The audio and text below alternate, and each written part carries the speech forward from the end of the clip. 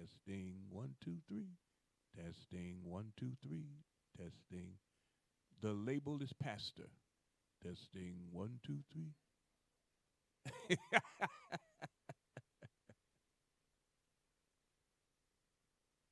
I don't think so.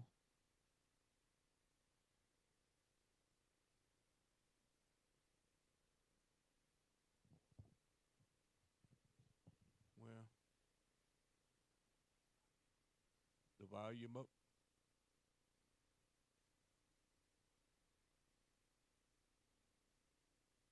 Uh huh.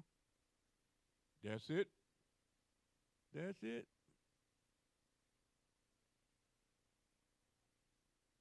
5:58. Okay. Okay. Well, we'll kick it off at 6.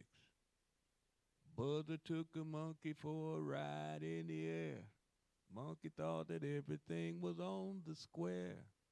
Buzzer tried to throw the monkey off his back, but the monkey grabbed his neck and said, "Now listen, Jack, straighten up and fly right."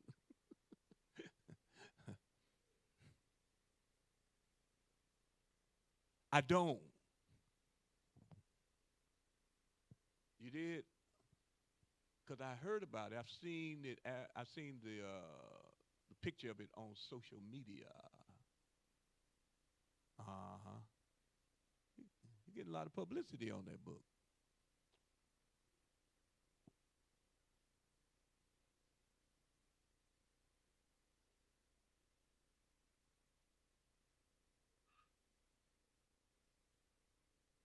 Mike is live. Let me see. Let me turn it on my doohickey here.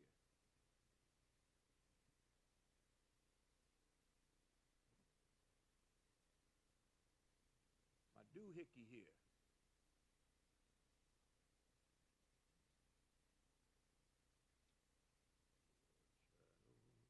Oh, okay.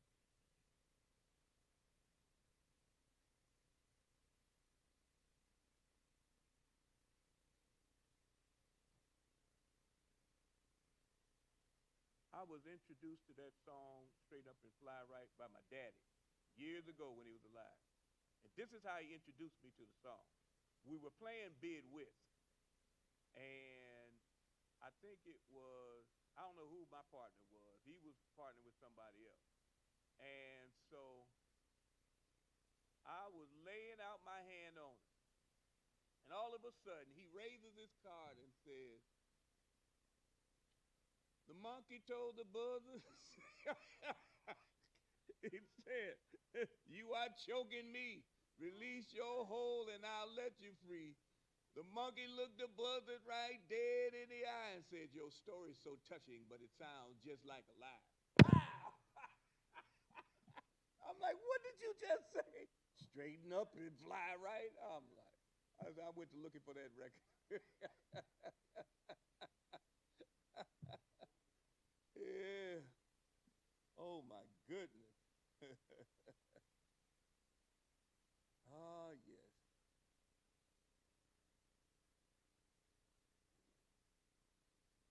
Oh, it's 6:01. Okay.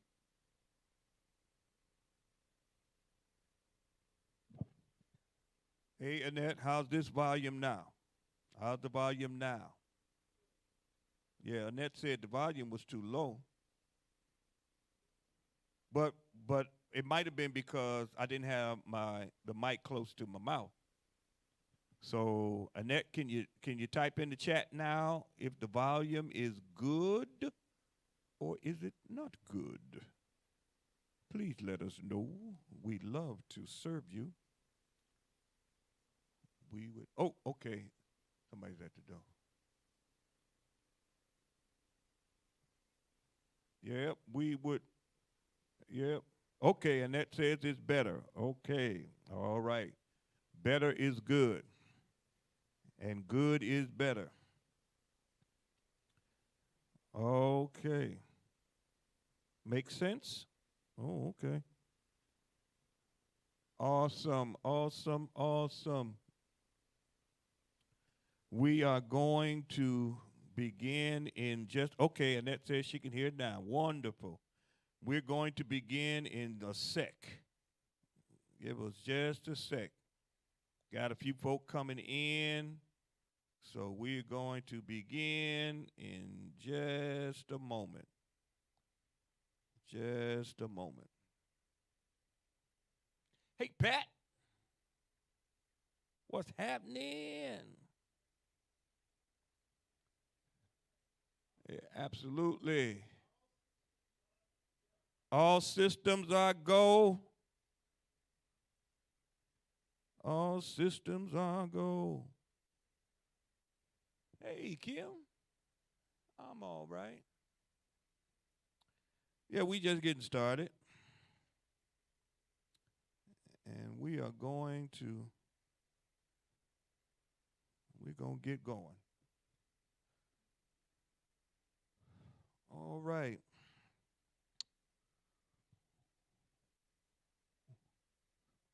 Looking at, okay, let me see what's on the Facebook page. Who we got on the Facebook page? Who's on? Ain't got no Facebook folk yet. All right, everybody's on YouTube so far. Deborah Bro, you can't hear? Deborah Bro, you can't, how's it now, Deborah? How is it now? Hey, Isla.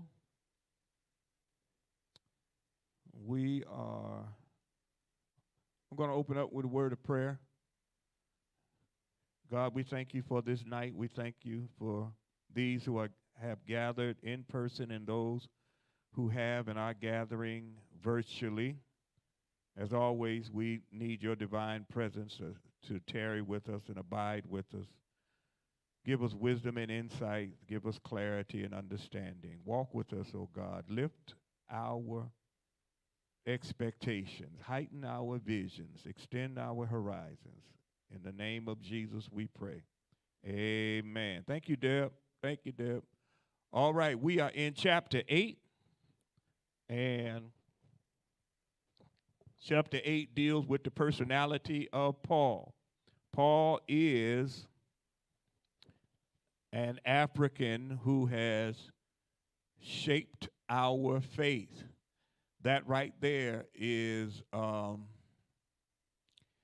startling to some people. I was at some years ago, I preached at a service, and I said the African Apostle Paul. I said the African Apostle Paul. And there were a couple of preachers in the pulpit, and I happened to glance at them as I talked about, it was kind of introductory, that Paul was an African. And they looked at me, like, where he get this from? And I just said, Lord have mercy. Reading the Bible, preachers reading the Bible is almost a given. Preachers understanding the Bible is not. So, in this chapter, Dr. Wright deals with Paul, the African who shaped our faith. Now we're going to look at this. We're going to look at how Dr. Wright shaped the sermon, and then there are a couple of other. We're going to deviate a little bit in view of Martin King's birthday celebration on yesterday. We're going to throw in a few other things just for us to just kind of go over as people of African ancestry. So the text of the discussion about Paul comes from Acts 21:22. It is important to read those chapters, get the full context out of which we're examining it. So here is Paul. We know who Paul. His name once was Saul, and he was a persecutor of the church. He had been trained by one of the greatest scholar of his day, Gamaliel, and he was a star pupil of Gamaliel. So Paul, a young man, rose up through the ranks of the Pharisees. He was a Pharisee. And in rising up through the ranks of the Pharisees, having the education under the greatest scholar of the day, Gamaliel, Paul had a lot of privilege, and there was something about this this Christian sect, SECT, this sect as they kind of saw it of Judaism. There was something about it that irritated and upset Paul and others. It upset many. It upset most of those in Judaism. It upset many of the Pharisees. It upset the Herodians and the Sadducees. It upset the elite, the religious elite of Northeast Africa uh, of the day. And Paul, it upset him to the point where he felt it his duty. He felt he was doing God a favor by not only trying to discredit the fellowship of Jesus Christ, the other African, but not only discredit, but try to destroy it by destroying people. And so it got to the point where Paul was he was searching out groups of people that called themselves Christians to do violence to them, to do what he could to scare the bejeebers out of them, so that they would, they wouldn't adhere to the way. It was called the way. And so we know his story goes that he was the one holding the coats of those who were stoning Peter to death. I mean, not Peter, but Stephen to death. And in holding their coats, obviously he had been orchestrating the affair. And so after that, it says he went on a tirade after they bludgeoned Stephen to death. It was as if the blood just enraged him even more. And the verses in Scripture says he breathed out cruelty. In other words, it was like bloodthirsty.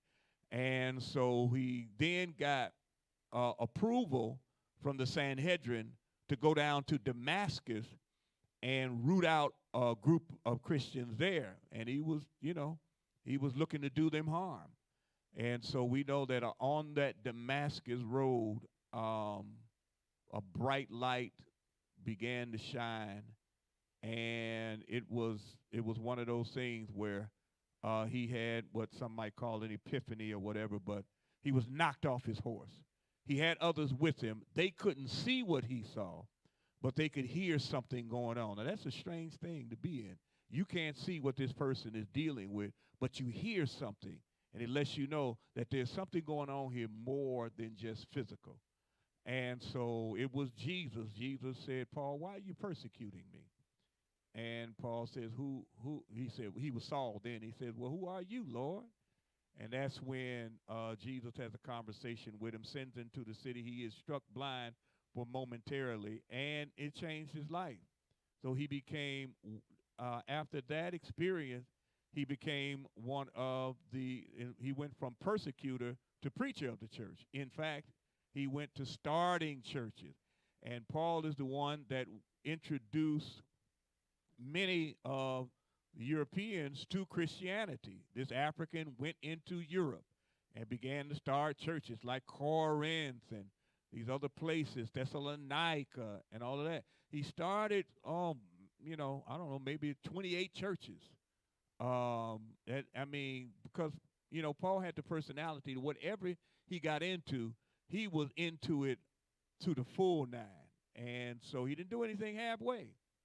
And so in one of these experiences here in Acts 21, he goes to Jerusalem. And folk, by now, the folk see him, they see him as a traitor because he was a Pharisee, was all that. Now he's following, that rabble-rouser and revolutionary Jesus. And, and some stuff happened. And it seems like the whole city, got upset with him because it was just hundreds of folk that were trying to beat the mess out of him.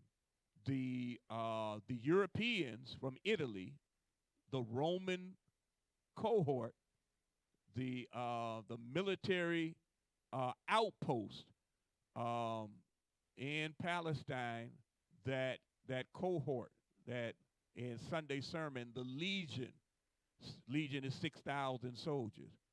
That cohort, they're just like an army base, American army base anywhere. You got American army bases all over the world. And the Italians in the first century, they had army bases in Africa, Northeast Africa. And so the commander hears about the ruckus. The town is up in an uproar. Now, the army base is there to keep the peace, to keep people in line, to keep them under the thumb, under the foot of Caesar and Rome. And so if there's an uproar, then they have to squash it. So they get there and they see that all these people are trying to get at this one guy. Just like any outpost, and language is important here. Just like any outpost, American, soldiers that are stationed in different parts of the world, they are supposed to know some of the language of the natives, of the people, so that they can communicate with the people, right? So the Italians know a little bit of Hebrew, and so they get out there and what's happening? But it's just like anything else, we grew up, you get into a fight on the school grounds, and everybody's like, he did it that, and somebody else, he did that, and so they all hollering at the commander about stuff about Paul. The commander don't know Hebrew that much, and so he's like, you know what, I can't make sense of this. Grab that guy right there, and his soldiers grab Paul because everybody's trying to beat the mess out of him. So they grab Paul and they trying to take him away, and normally the folk are kind of scared of the Roman troops, but today, because Paul got them so hot, they trying to push past the Roman troops to get at Paul. And so the commander says, lift him up, so they lift him up to try to keep him out of the way, of the blows, so they can make some sense of it. They get to the barrack, and when they get to the step, they're about to take Paul in. And Paul turns to the commander and says, can I say something? He says it in Greek. Can I say something? And the commander is shocked. He's like, you speak Greek? And he says, I thought you was that Egyptian that led a revolution and led 4,000 people into the desert. And Paul says, no, I'm from Tarsus. I'm actually a Roman citizen because Tarsus was a colony of Rome.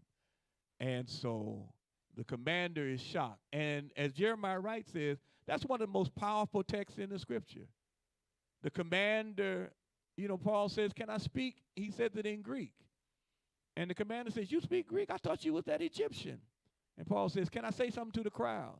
So then Paul switches from Greek into Hebrew, and he starts talking to the crowd a little bit. Now, the thing Jeremiah Wright points out is that empires do something because to control people, empires, European empires in particular, they do something that keeps their control. So Greek was the lingua franca of the first century because Greek and the Romans had pretty much colonized much of what to them was the known world. And in colonizing it, if you wanted to go do business as far as trading and this and that, then you had to speak Greek. They made it the language of business. So you had to speak Greek. It's just like English is the lingua franca today, believe it or not. And Dr. Wright gives just an incredible example that any pilot anywhere in the world, don't care where that pilot is from, if they're going to fly internationally, they have to speak English.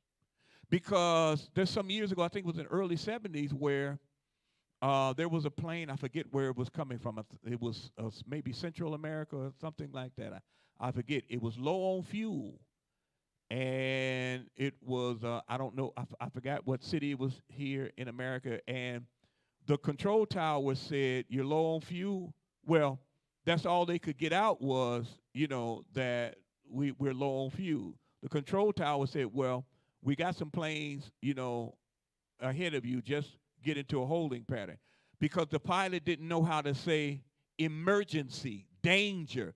Not that we're just low on fuel. We ain't got no more fuel. But all he could say was low on fuel. That's best what they could make out. So the control tower put him in a holding pattern. And the plane ended up crashing and everybody died. And they died because the pilot couldn't speak English and couldn't explain. And so if you fly internationally, you have to know the language of business, and that's English. But that's because America is an empire. It can impose that, right? And so we forget that. And so when Paul speaks Greek, they knew that all of the natives in Northeast Africa could not speak Greek. Most of them couldn't. There were those who, who were the privileged classes who might be able to speak Greek. And so, but the key is, he said, I thought you was that Egyptian. And why did he think that Paul was the Egyptian? Because Paul looked like, everybody's black. So he thought he was, the Egyptian, revolutionary that had been, creating a revolt. And so, again, our scriptures, the scriptures actually show us that this is a black African religion. From Genesis to Revelation, as I said on last week. You get Europeans as Romans, persons who of the Greek culture in the scriptures, but the scriptures were not written by them. They were written by black Africans, right? They get introduced to the religion because of black Africans, right? And so when you get in later on, when you get in Acts, then you have the guy by the name of Cornelius who converts to being a follower of the way. But he converts because Africans, they teach him, they preach to him, they talk about Jesus to him. This is from Genesis to Revelation. The scriptures are about written by black Africans and their relationship with God, and how God then was using, was communicating through black Africans about who God is and why God is, et cetera, et cetera, et cetera. And it is just a incredible disservice and miseducational tool that, as it got into the hands of Europeans, then the religion took on a different way, a different context that, Charles is at the door now. It took on a different context that took it in a direction that now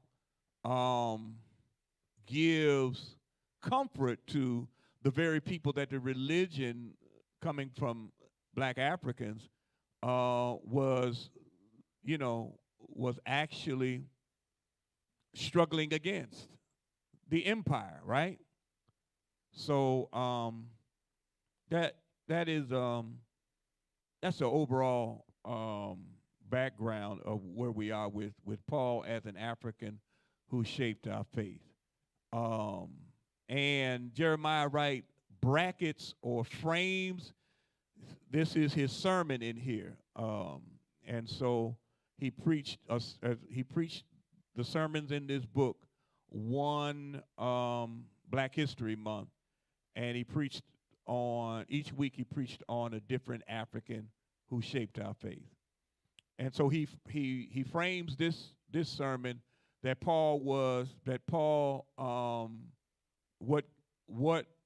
how did Paul communicate the faith through scholarship. He talks about scholarship, which, oh my goodness, is so important. He gives a couple of examples that all of us have heard at least. You've been somewhere. You have been somewhere, especially a church setting or religious folk. And somebody who felt the pull to go to secondary education and whatnot, to go ahead and get the degrees, et cetera, right? And then they get into a church setting, a group of religious folk, and somebody, in that religious setting is introducing them. And they'll say, well, Reverend Jackson has a bachelor degree from Loyola University in Chicago. Reverend Jackson has a master's degree from McCormick Theological Seminary in Chicago. And Reverend Jackson has a doctorate from United Theological Seminary in Dayton, Ohio. But none of that matters because Reverend Jackson has his born-again degree. And the people, generally in the audience will just go into all kind of clapping and all that type of stuff. And Dr. Wright points out, that's actually un-African, because African people are the ones who set up the universities that Europeans traveled from Greece to. And I mentioned the book several weeks ago, Stolen Legacy by George G.M. James.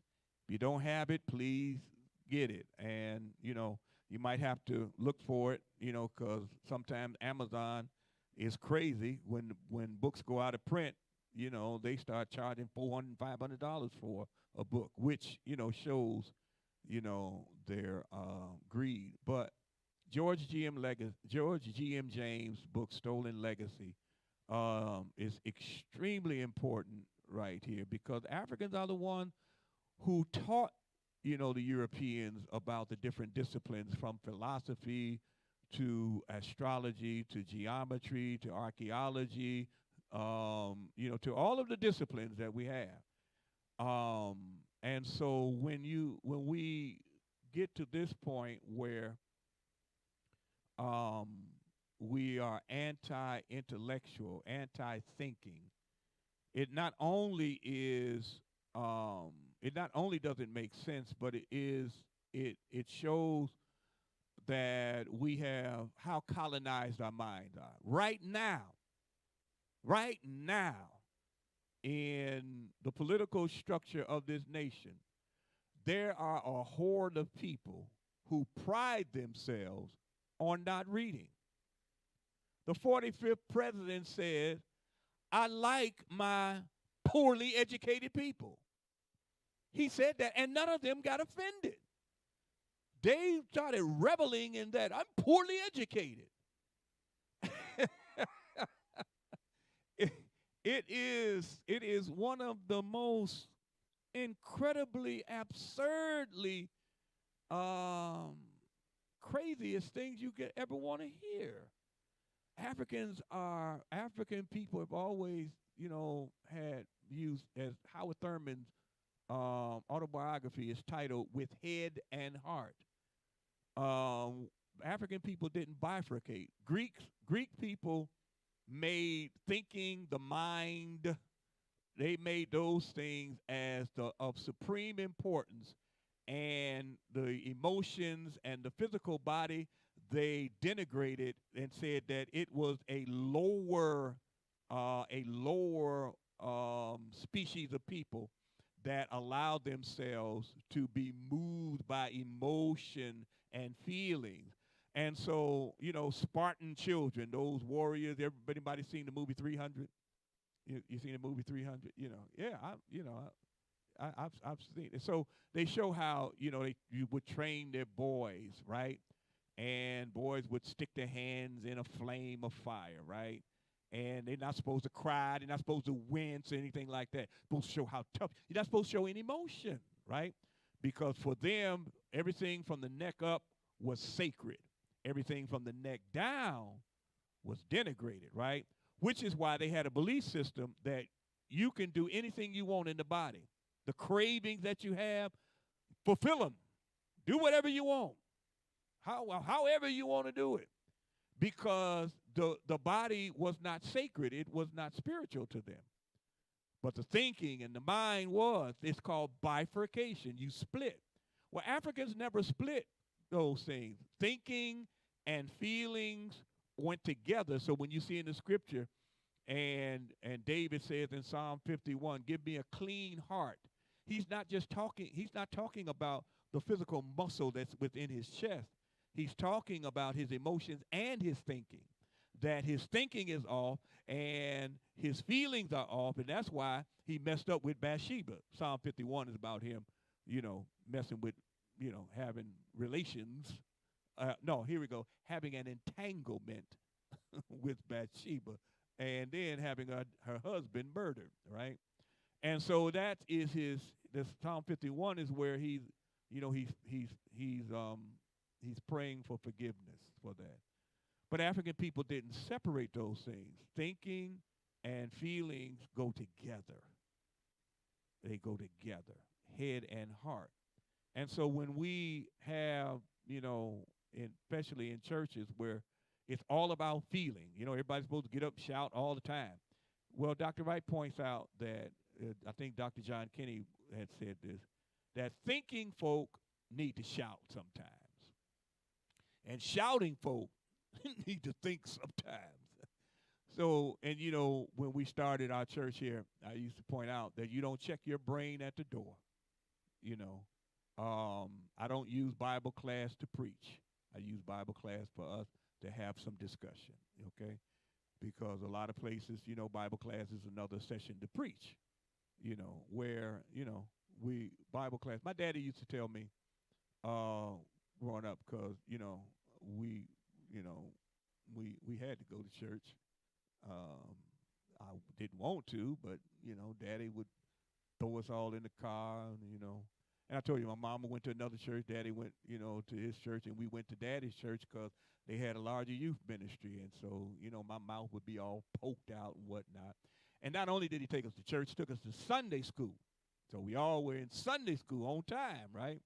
And Daddy used to say, he'd say, boy, I really am more concerned about you being in Sunday school than church. He said, now, you're going to go to church. Don't think you get out of this, he said.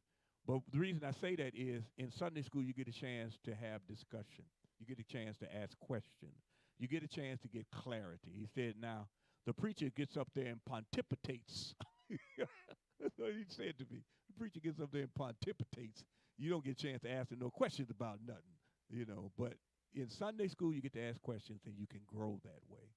And so, Paul communicated the gospel, first of all, through scholarship. Paul studied, and studying is important. And it doesn't, and scholarship, intelligence doesn't mean you got degrees. It means you read. It means you are a reader, and you study the habits and ways of people. We call it ways of being. African people have different ways of being. And so,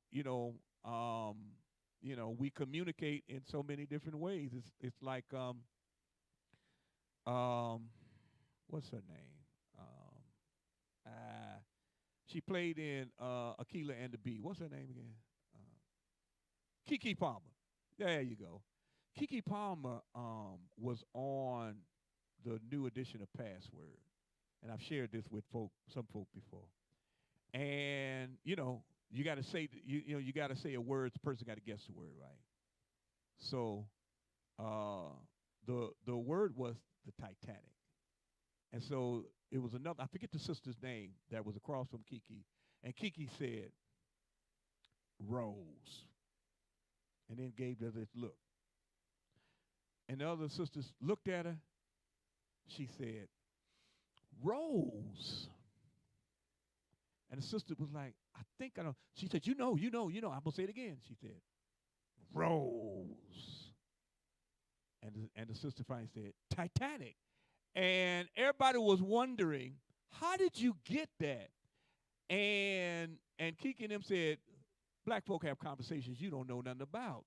Because, you know, in her facial expression, her tone of her voice, because Kiki on another show had said, you know, a lot of black women is upset with the Titanic, and in particular, I think it was Kate Winslet that played Rose.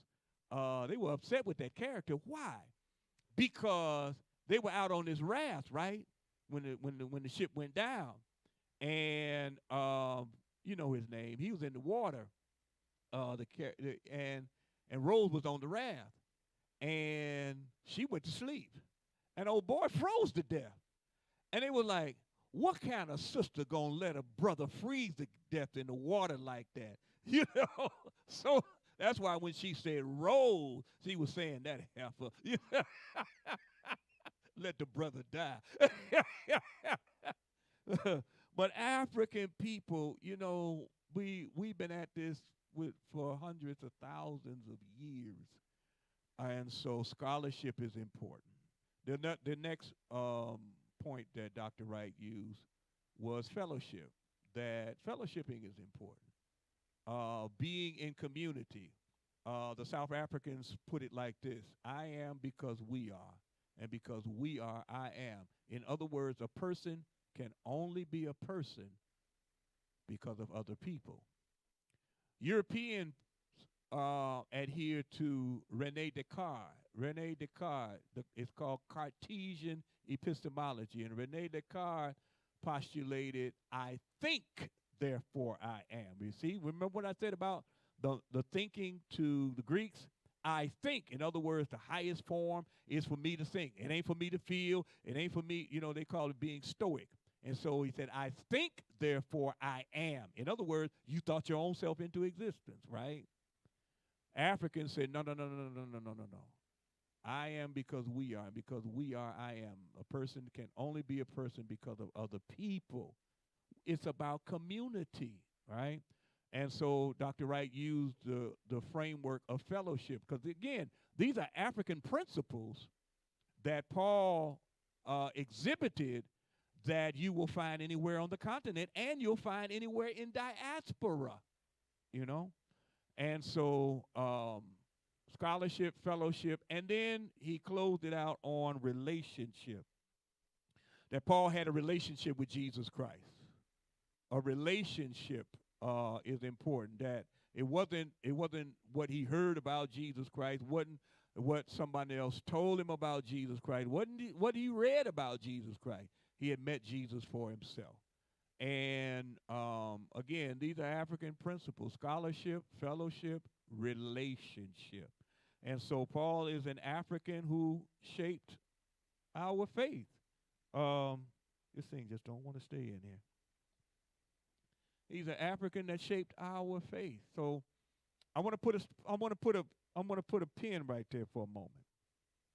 We can always come back to it. Those of you in the YouTube and the Facebook, if you have a question or a observation, a comment, please, please, please put it in the chat. Type something in the chat. I need some feedback from y'all. Stop going to sleep on me. So, and any of you all here in the sanctuary. So I want to switch gears. They are tangentially, I ain't saying it right, related. So this week, last week rather, I was dealing with this story about a place called Bruce's Beach. Anybody here ever heard of Bruce's Beach? Okay. Bruce's Beach in 1912, an African-American couple, I forget their first name, last name Bruce. They saved up some money, I think it was like $1,200, and they bought some prime property on the ocean front. It's Los Angeles County is what it's in. And this prime property had this beach. And so they built a resort on that property, right? So black people were able to go to Bruce's Beach and swim in the water and all that. Because remember, they couldn't go to, we couldn't go to beaches, right? Like right here in Gary, couldn't go to this beach over here, right? Why? Because white folks said, y'all gonna taint the water, really? The same thing. Many of our entertainers who, would go to Las Vegas or some other places, and the hotel would have a pool, and black folk get in the pool, then they drain the water. Or they would get real nasty, and they see some black folk in the water at the hotel, they put bleach and other stuff in the water while the black folk in there to try to, hurt them. So the same Bruce's Beach was created so that black folk could have a place to just go and relax and enjoy themselves, right? And it was successful, okay? Now, they weren't like white folk. If white folk wanted to come, they could come too. But it was for black folk, okay? Now, they had to deal with the Klan. The Klan would come around and saw that these black folk on the beach, and y'all know what's going to happen. And all y'all in here know about Tulsa and Rosewood and so many other places. Well, the Klan burned down some of their property. They were threatening people and whatnot. The Bruces rebuilt the property and all that. They withstood the Klan. They did not budge. They did not move. So in 1924, the city took the property from them through eminent domain. The city took the property. And for 3 decades, the city didn't do nothing with the property. They just wanted to get it out of these black folks' hands. Well, there were some activists in the area for last number of years who have been fighting activists, not the family. We're going to come to something. Activists have been fighting for the land to be returned to the descendants of the original owners. Last year, they were successful. The property was given back to the descendants. The descendants are spread all over the United States, Pat. The property is estimated today at $75 million. That means, this is just me talking, that means it's probably worth 300. You see what I'm saying? Family gets the property. They sold it back to the city for $20 million. I see heads shaking. Heads been shaking all week. Now, what has come out, many of the family that, has been spread out financially have not been doing well. A lot of people are really, going through some hard times.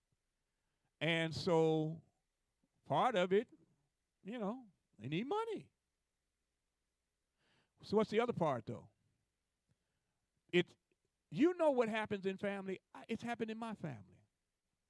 My family had property in Chattanooga, Tennessee.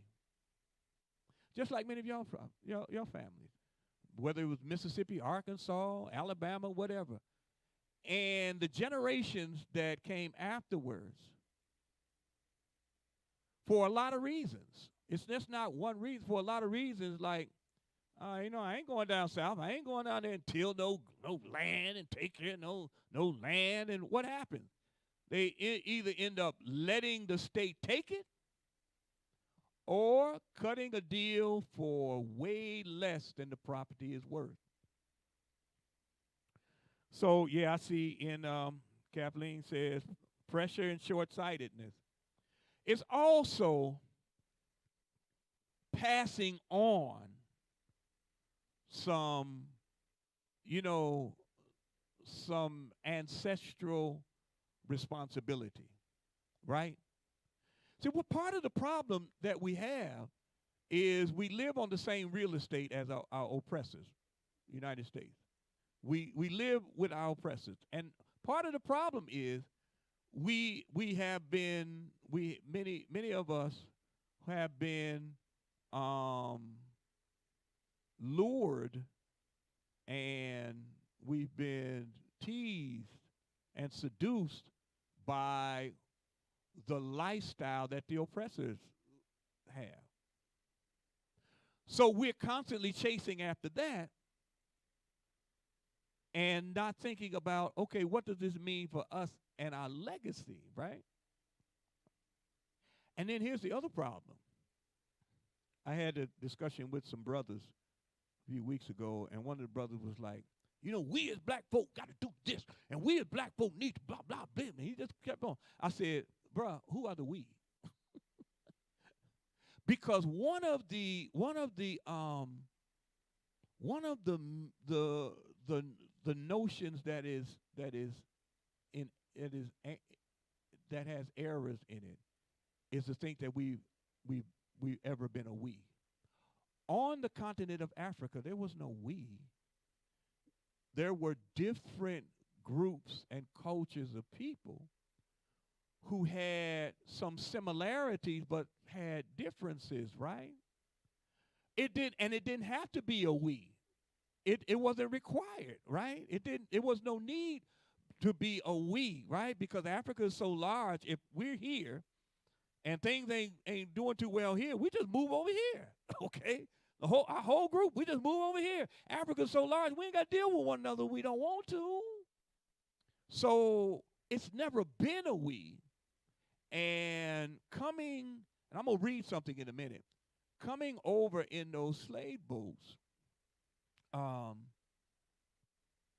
somewhat of a we began to form because we had to.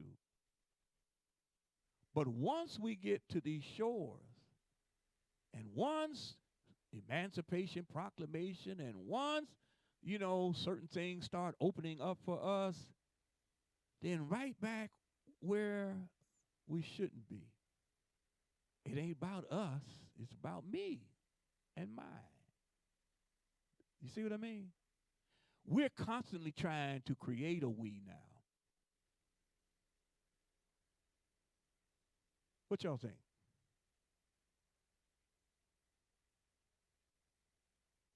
You got something, Kim. Go ahead.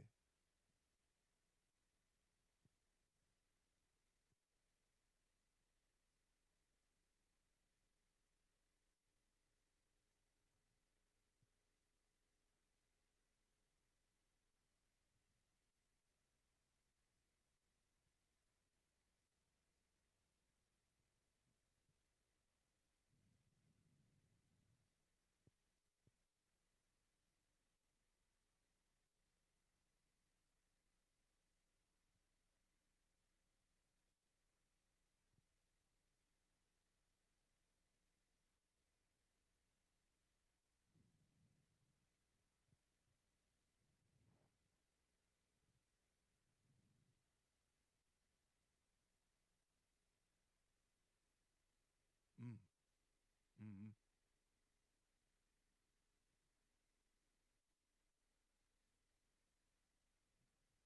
mm-hmm, mm-hmm.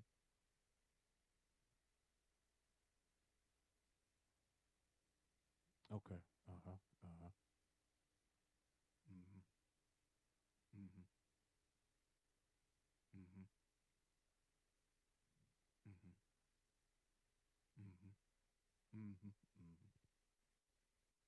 mm-hmm, mm-hmm, mm-hmm. Yeah, yeah, yeah.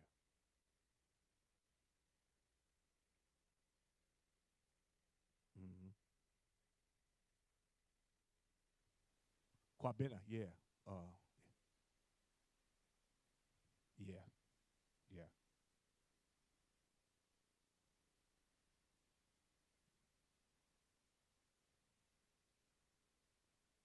Mm-hmm, mm-hmm, mm-hmm, mm-hmm,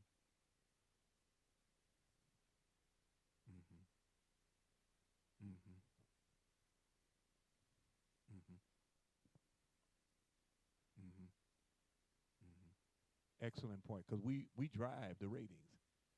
It is us. So those of you who are in the virtual space, Kim just pointed out that we don't have a we because we have been conditioned to not have a we, and you can see it even in our families, where family members.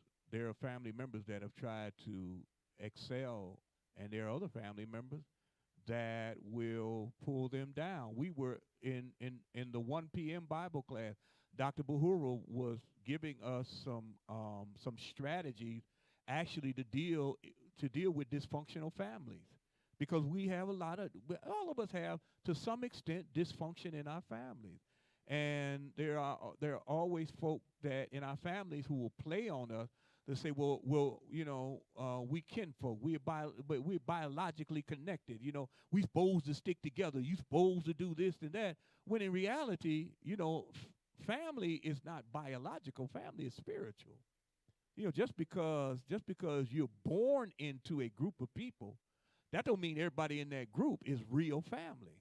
That just means they biologically are linked to you, but family has so much more to it. And so that's an excellent point. And the way the music has been steered so that the record companies pay these young folk to to put out this. Remember Jawanza Kunjufu many years ago when he was creating his movie Up Against the Wall. Had Marla Gibbs in it and whatnot. He was shopping it to Hollywood, and from producer, movie company after movie company, they were telling him that your movie doesn't have enough F words in it, you don't have enough sex in it, you don't have the MF in there, you don't have no violence in there. And they said to him, your people are not going to watch a movie like that. And he said, you're a lie. And so he had to, independently, get it done. But that is the curation to keep us fractured. Go ahead.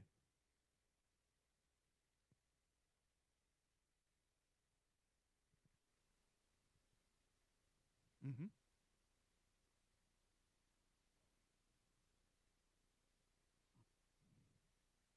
Absolutely.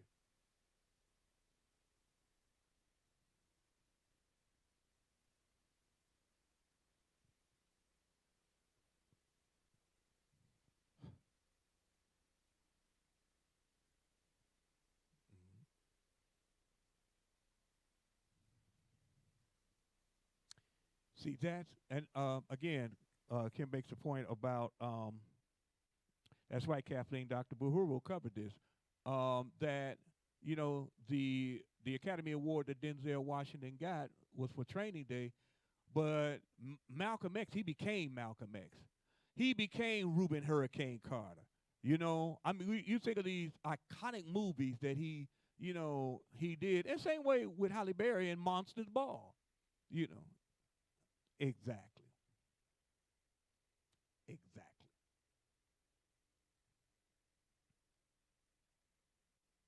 Mm-hmm. Mm-hmm. Mm-hmm. Right. Right. You're so right. Yeah. Like the Griot Awards, I watched that.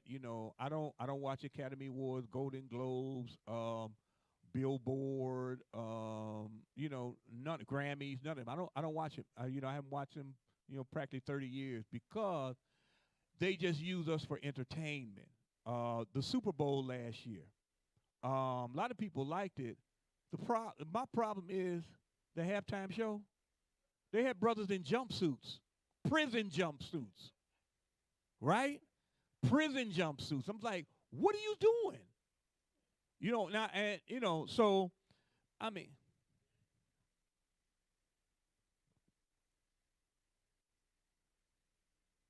go ahead.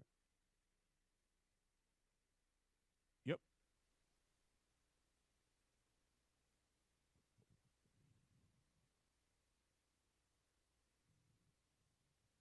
Mm-hmm.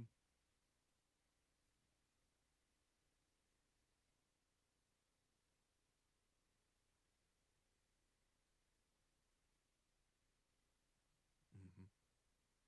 Mm-hmm.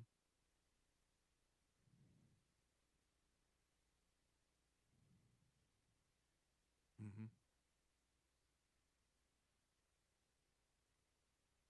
Mm-hmm. Mm-hmm. Mm-hmm. Right.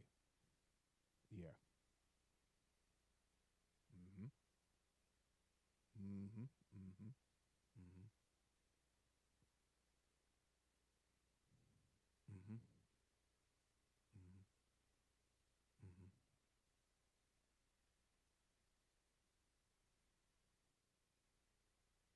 Mhm. Mhm.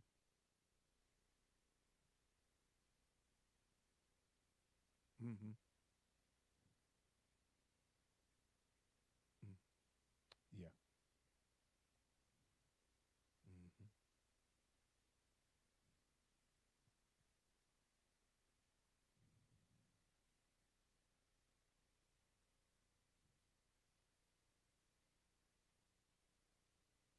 Mhm. Mhm. Mhm. Mhm. Mhm. Mhm.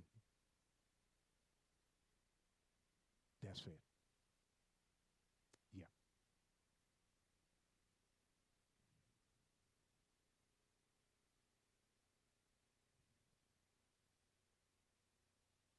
Yeah. Yeah. Yeah, I mean, you on fire. Yeah. Kim was pointing out those of you who are in the virtual space and virtual space folk. Next week, I'm gonna I'm gonna stretch out and test my technological ability, and I'm gonna have another mic so that those us in here, they can hear you all when you ask questions and make comment. But that is so important because you hit it. We have been conditioned to not see the value in us, and other people see the value, which is why they spend almost billions of dollars to suppress our vote. You don't spend that type of money unless you recognize the value of folk. And so this Bruce's Beach thing just highlights, um, the the fracturedness of us as a people. Now, it doesn't have to stay that way. And there are a lot of places and a lot of folk who are doing some incredible work in bringing us together and doing some awesome things with our children. And so one of the things that I'm a commit to do is to begin to talk more about those oasis places so that we can know them. Because when we are around the dysfunction so much, it almost makes us who observe and understand it almost makes us feel a little bit overwhelmed that, well, we ain't gonna never come together. Well, that's not necessarily true, but the but analyzing the condition right now is essential because our identity is the key to us getting through this. Because the thing that you hear folk talk about, well, we got to keep ourselves, we got to get ourselves trained and economically, to play the system and the stock market and all that. And while that is a part, the key is what is it that was ripped from us? Identity. In other words, coming over on those boats, speaking different languages. The skin drum was outlawed, so we couldn't talk to one another without them knowing about it. And you're not allowed to talk in your native language. Learn this American form of English, right? And so many of these things have gone into preventing us from embracing who we are. So this is extremely important. Now I want to read something.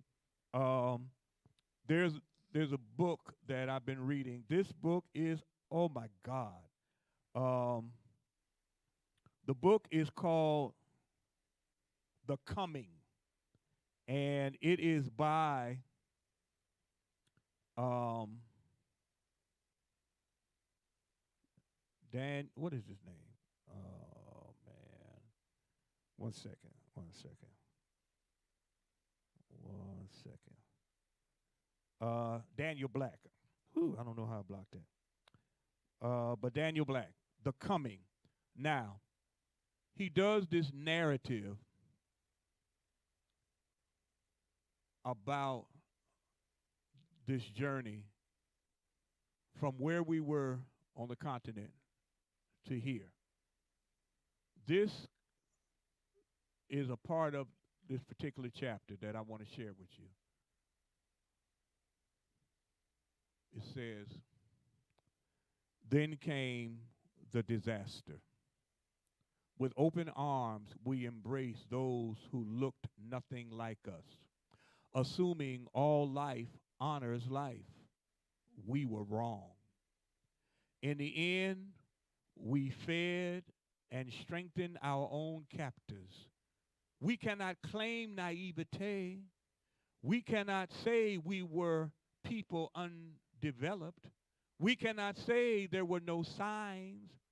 We can say only that we did not heed the signs. Sound wisdom was common to us as the evening breeze. We scoffed and shrugged at elders' forewarning of a time of great tragedy and chaos. We did not believe them. We had learned to ignore our own gods, to take their goodness for granted, to believe that because of them we were immune to external attack. So we did not hear them. We heard only what we sought to hear. Now we hear it all echoing in our regretful memories.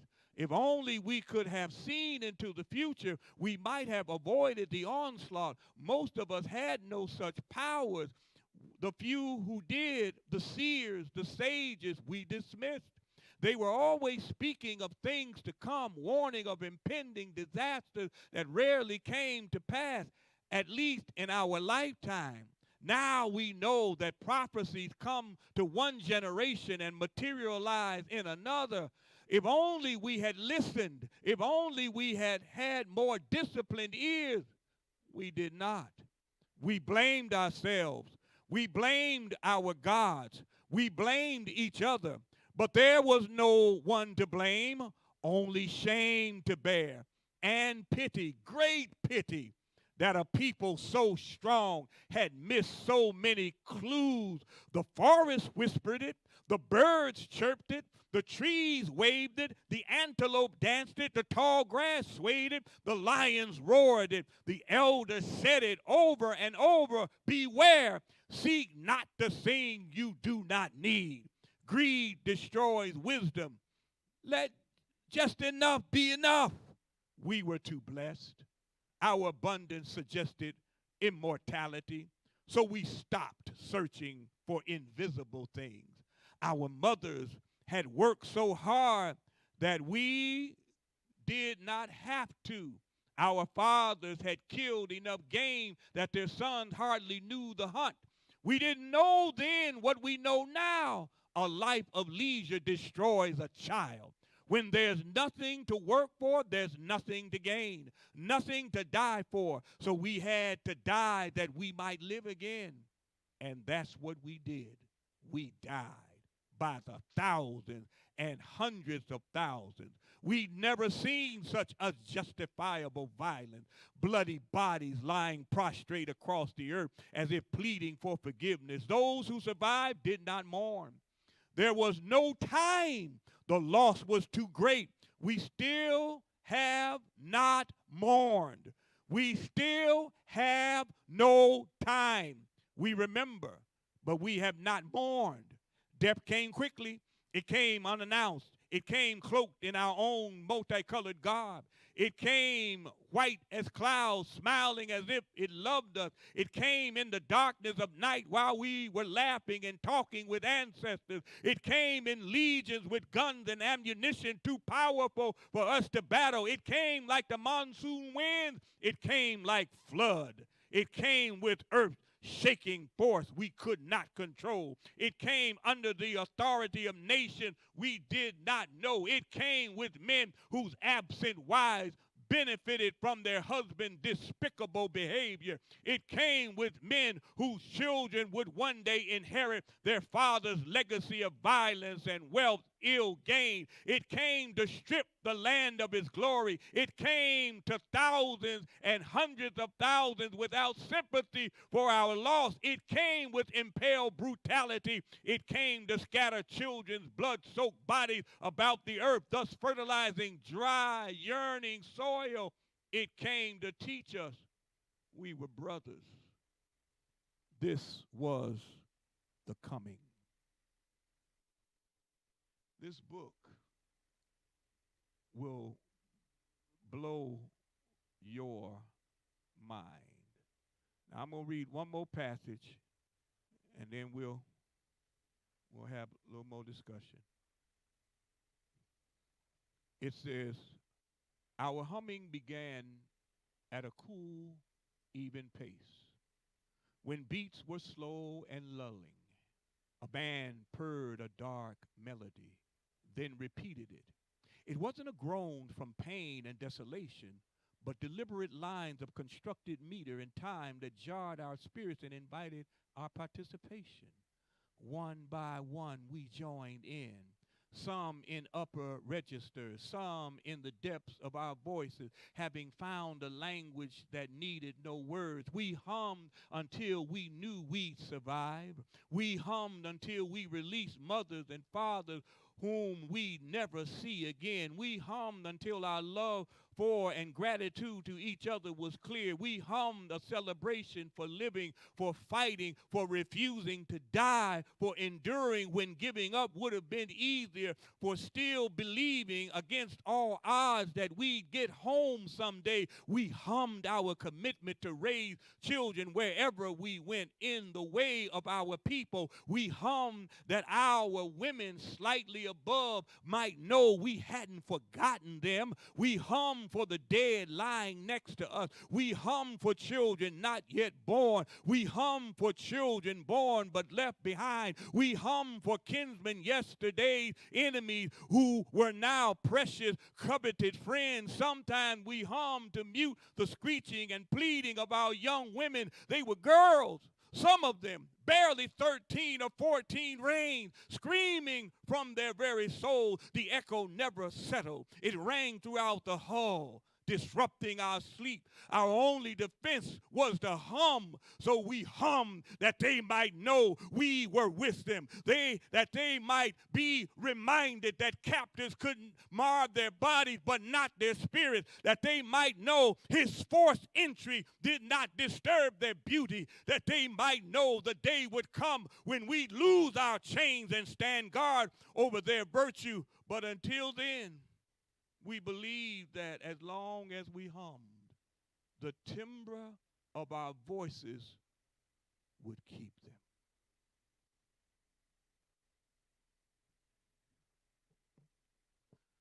What did our people do? I mentioned last week in the experience in this nation, we created music, a music that would give us the strength to endure and know one day we are going to overcome this. So we created music in code language because the oppressor was not to understand what we were saying and what we were thinking and what we were feeling. But we would know, and so we constructed it. We intentionally, that's why none of the spirituals have an author. There is nobody that wrote a spiritual. They were written by the community in the moment that they were out in the fields, in the cane breaks, the hush arbors and the brush arbors, and people created and people then added to a different line here and the tone there, and we created this that would give us steel in our backs and know that we who are here today would be handed a legacy that we might carry on. So the book, again, is The Coming by Daniel Black. It's just an incredible book. So, we'll pause right there. Any other thoughts and comments on, again, the lesson, biblical examples, and affirmation that even the faith that we worship has been corrupted by people who know nothing about who Jesus is, who know nothing about what a relationship with God actually means, who know nothing about spirituality, who have no concept of what spirit in flesh can actually do. And so it is our journey in this group, virtually and in person, to reclaim. And in reclaiming, we reclaim hope. With all that we know and all the destitution that we see, the destitution, physical buildings, and the destitution of soul and spirit, that we, in reclaiming, we can rebuild. Any other thoughts? Any other? Go ahead. Thank you, Kathleen. Go ahead, Mike.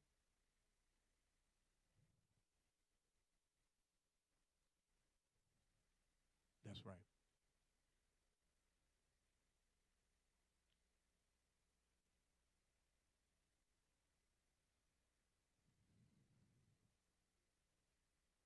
Yeah.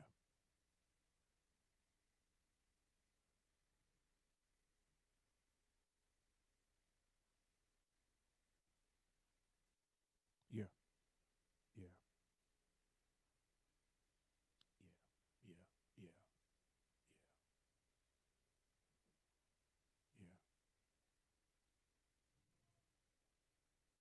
Yeah. Yeah. Yeah. Yeah. That which delivered us, the oppressors realized we have to co-opt this. Okay. You know, we got to co-opt it. Remember in the 80s when the conscious rap and all that was going out, and then the record companies, you know. So this is good. Any other? I really I really appreciate. Um, so next week it is chapter 9. Um, I think it's the Ethiopian unit.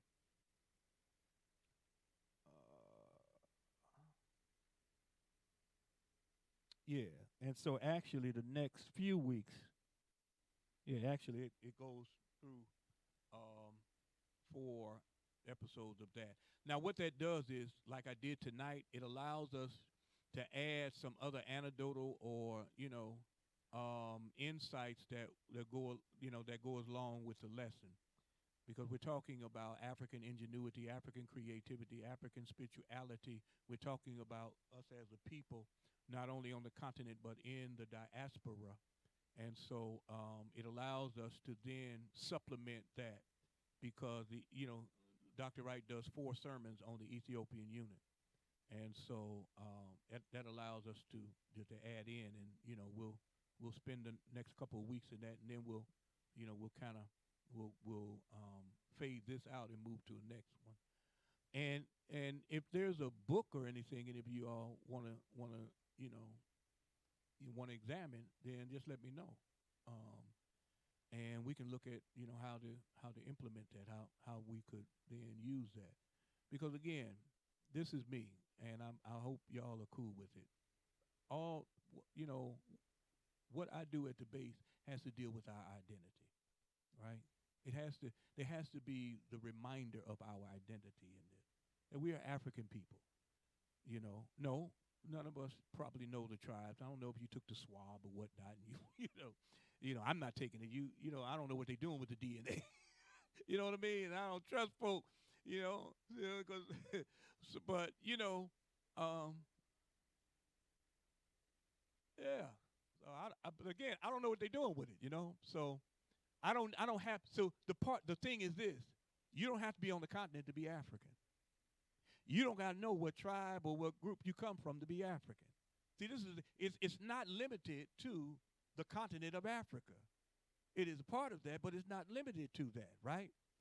And so we are African people, not because of geography, right? Yeah, it's in the blood. the blood tells the story. And so, we'll talk some more about, the epigenetics of it and what flows through the veins and what has informed us right now and the blood, how the blood informs us, the blood that's in your veins, how that informs you because it's in your DNA. Your ancestors imprinted something on you that would carry on to you, right? And you're going to then pass it on. We don't even realize it, but there is something we're passing on, and all what we need to do is, um, coax it to come out. I'm gonna say this: Daniel Black, who wrote the book I was looking today, he did. Well, actually, he did this on with Dr. Carr on yesterday, and he was talking about, because somebody mentioned that the ancestors had come to counsel with them. The person had called into the show, and Daniel Black said, we have to be real clear about ancestors coming back to talk to us, because before an ancestor comes back to talk with you, they have to know that you can be trusted with the ancestral legacy. Because ancestors just don't come back to talk to folk. They have to know that they can trust you with the legacy, or else they're not going to come back and talk to you. And see, again, that's another African thing that I told you last week. Ancestors are with us at all times. Now, some of our ancestors want to get through to us because they got some stuff to share with us. But they're seeing, I don't know if I can trust you with this, because this is the survival of our people. So that in itself opens up some stuff we'll talk about. So thank you all. Thank you all in the virtual space. We're gonna have word. Go ahead. Go ahead. Go ahead.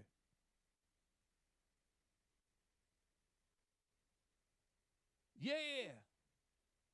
Mm-hmm.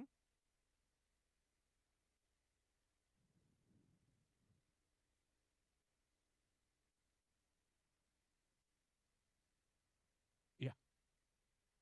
Yes.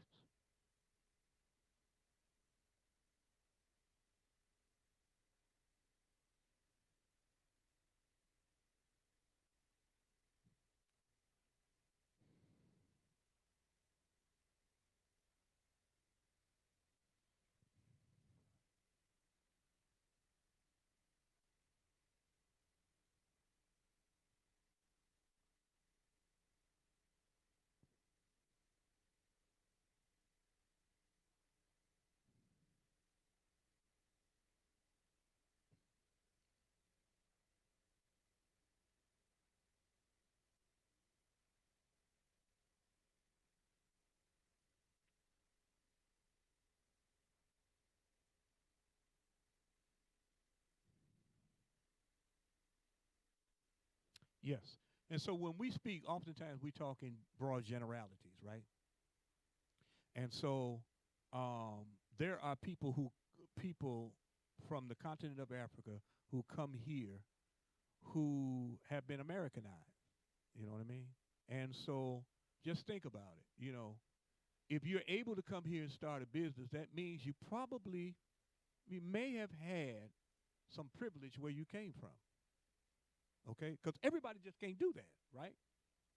And so if you have some privilege, so one of the things that is instructive for us to do is that African people are human too. So while we think differently, we got rascals. We got people, and see, one of the tricks that gets played on us, that we'll talk about the glories of Egypt and the glory of Timbuktu and different parts of the continent, and we talk about that because we're thirsting. We don't get it. But we always got to recognize that. What did I just read from Daniel Black? There were some people that were up to no doggone good. That greed was there, and they were African people, and so one of the things that we have to allow ourselves to be is human. Because you'll hear somebody say, I went to a black business, and they did this. Well, I'm just mad. I ain't going back. As if we have to be what is called perfect. And we go to that white business or that Arab business, right? and they disrespect us and whatnot, but we keep going back. But black folk got to be perfect, right? So they hear something about the continent, about somebody on the continent. See, that's what I'm talking about. It isn't that, isn't that. Well, wait a minute, that's not everybody.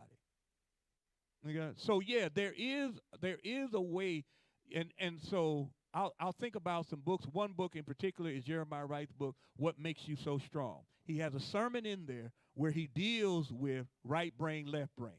Okay, that a lot of black children, especially in the '60s, when the Brown versus Board of Education, blah blah blah blah blah, you got white women teachers coming into the classroom, right, Kim? So they are used to this left brain, object oriented. So you put a mobile in the crib, and the baby looks at the mobile and touches the thing and whatnot. You put stuff on the blackboard, right? Okay. You put it on the blackboard. It's object oriented, okay? But these black children were getting up close to the white teachers and wanting to sit on their lap and this or that and wanting to touch them. And like, get away from me, get away from me. Because we're people oriented. So that's why, you tell a story to a black child, say, come on, sit on my lap. Now you stuck that hairpin in that socket. That was me. I did that. I did that when I was little. I stuck a hairpin in the socket. Bam! So boy, come here. Let me tell you a story. You stuck that hairpin in that socket. Now, I know you're inquisitive. I know you wanted to know. And I know you're just mischievous and whatnot. And so then, mom and daddy tell me a story. I'm sitting on the lap to tell me a story. And the story is about, how inquisitiveness can get you hurt unless you consult an elder about it. You see what I mean? And so we're talking about these differences because people learn differently. And it don't make them deficient. It just makes them different. And American education wants to put people in one category. You either get it this way or you're not what I tell you last week. I was put in the EMH room. Or you're not capable, and therefore we can throw you away. No, that's not true. Yes. Go ahead. That's right. That's right.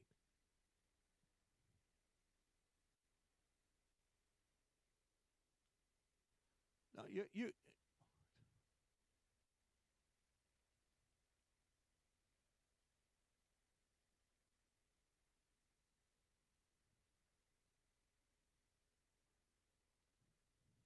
Yes.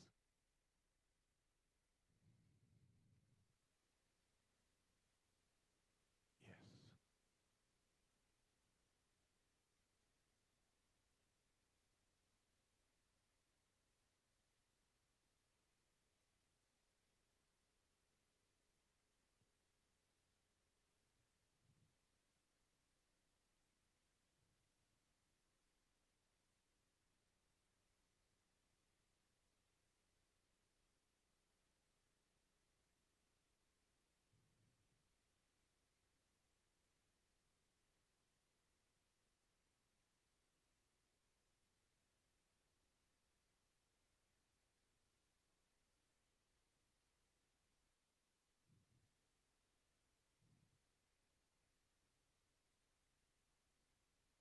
Mm-hmm. Mm-hmm. Mm-mm. Mm-mm. Mm-hmm. Mm-hmm. Mm-hmm. Mm-hmm. Mm-hmm. Mm-hmm. Mm-hmm. Mm-hmm. Mm-hmm. Mm-hmm. Mm-hmm. Mm-hmm. Mm-hmm. Mm-hmm. Mm-hmm. Mm-hmm.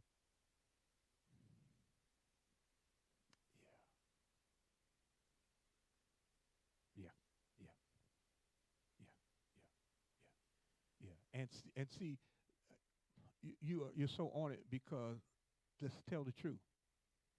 People that are in positions of wealth want all of us like that, white and black. Which is why some folk can say, "I'm proud to be poorly educated." You see what I mean? Because they've been medicated, and because they're poor, and so it just increases the wealth of the one there. And for our people, it is a double and triple blow, because we're already, marginalized because of this. And so, oh, this is good. So I don't. It's 7:23. So let me have a closing word of prayer. And like I say, y'all in the virtual space next week, I'll have another mic so that when people talk in the room, you'll be able to glean from what we're saying. But thank you all so much. Chapter 9 next week. And again, if you have any other anecdotes and things like that, bring them in, because what we're doing here is not just having an observation, but we are actually retooling so that we can do better whatever it is we're called to do, and that we can do it collectively in a way that will give each other some encouragement and some strength. And then collectively, there's some things that we do together, okay? Dear God, thank you for this night. Thank you for these who gathered physically, and thank you for those who are virtual with us. Thank you for the work that Dr. Wright has done in his book. And then thank you, dear God, for the insights that you have been lifting up to us. Now, God, we pray in the balance of this night that not only will you guard and protect us as we leave from this place, but never your presence, this gathering, but not your grace, this sanctuary, but never your spirit. Not only will you guard us, but bless us to arrive at our homes and destinations and find everything in divine order. In the name of Jesus, our revolutionary African Savior. Amen.